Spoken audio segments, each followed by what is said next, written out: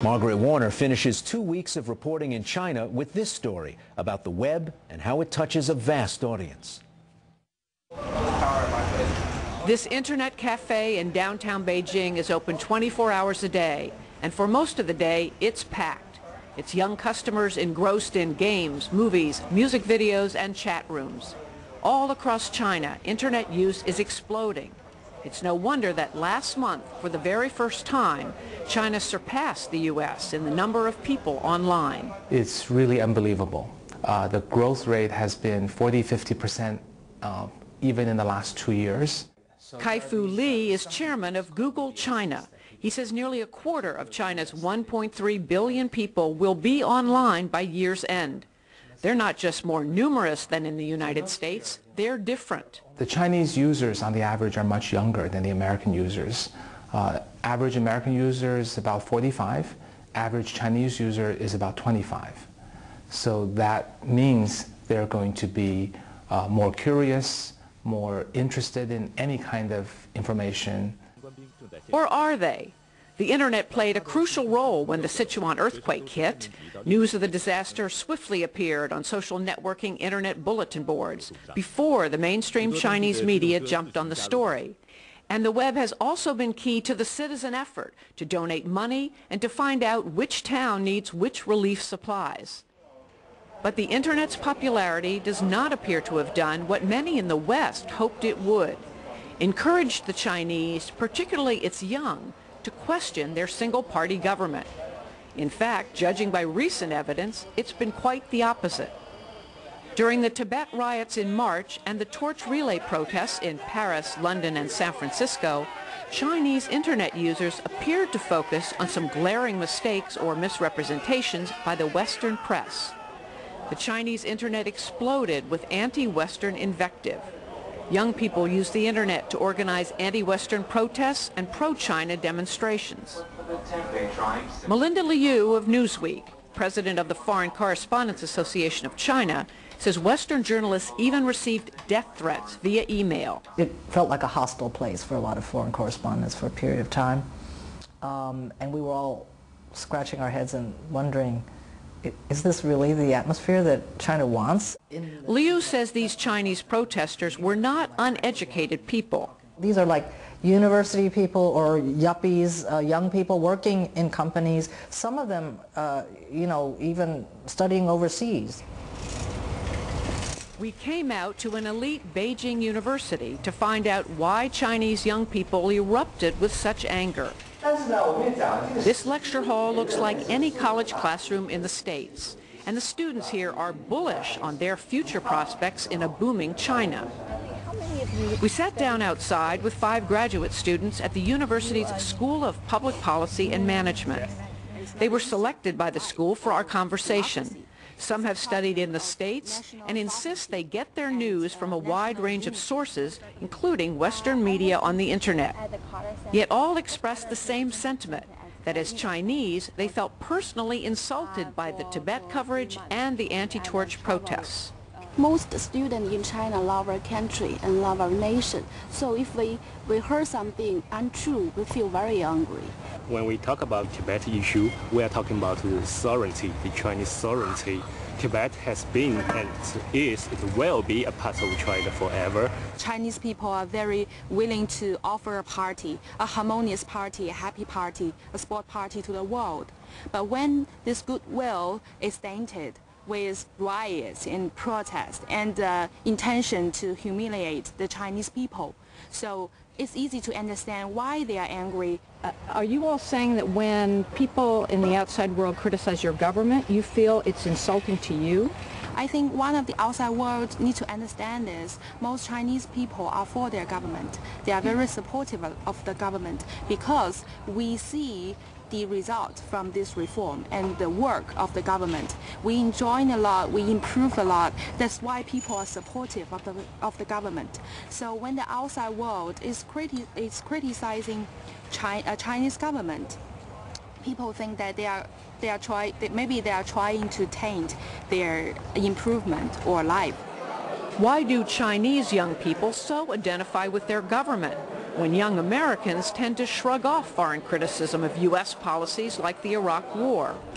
Melinda Liu says it's rooted in the life experience of this post-Mao generation, raised in an era of liberal market reforms.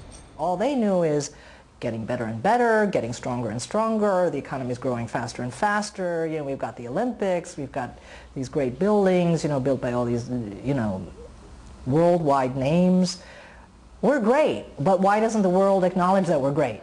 At the same time, says Liu, they've grown up in a climate of tight government control of the media and the absence of open political debate. This is also a legacy of a society that's not used to hearing disagreement, confrontation. They see it as bad. Some of them even see it as criminal. I think it's currently China is more and more open.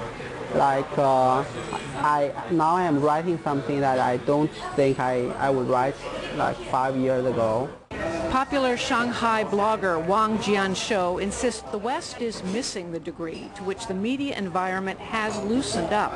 Wang writes a daily blog and also founded China's most popular classified ad website. He spoke to us at a coffee shop in Shanghai, one of countless hotspots where young people can bring their laptops and go online. He says his readers don't hesitate to post anti-government comments on his blog. Criticize the government is not something new here. If you say 20 years ago, yes, it may be very rare. But today, when you open a newspaper, even traditional newspaper, you watch the newspaper, you can see a lot of negative comments. Right now, it's enforced by two sets of codes. One set of codes are published. The other set is not published. But another blogger says, in fact, the censorship and self-censorship lines are clear. China media superstar Hong Huang edits a glossy style magazine, iLook. Her office is in the back of a gallery in Beijing's art district. After working in every medium possible, radio, magazines, television, and the internet, she says the no-go zones are clear. They include Tibet, Taiwan, and Tiananmen Square. The government is only really pretty sensitive about politics and economics, particularly politics. The rules are a lot more relaxed for her magazine because it's a lifestyle publication. But writing satire for her blog can be a frustrating experience. I would love to be like Jon Stewart on The Daily Show and be able to poke fun at everything, but that's not something you can do. So you're missing, as a satire writer, you do miss that part of an open democratic society where your material has all of a sudden become limited.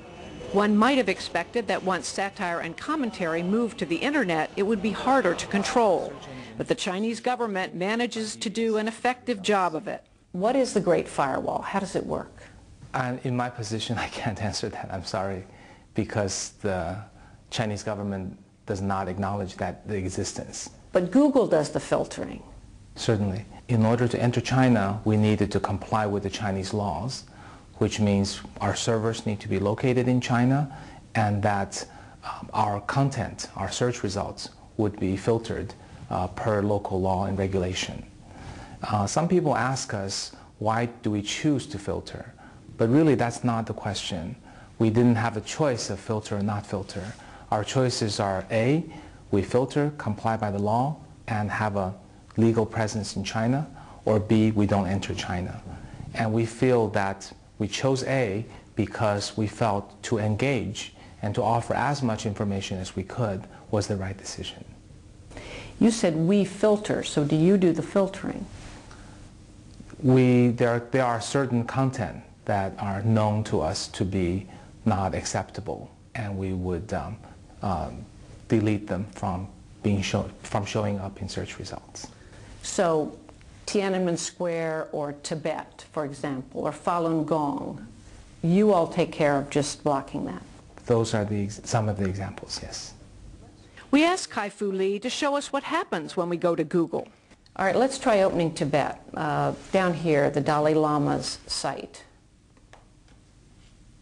Doesn't look like it's going to happen. I don't think so. No. Any of the others? Wikipedia?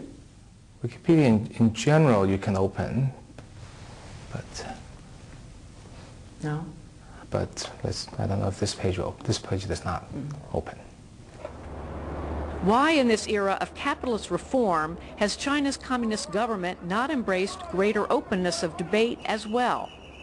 China's leaders are convinced that they can't develop the country economically unless they maintain firm political control.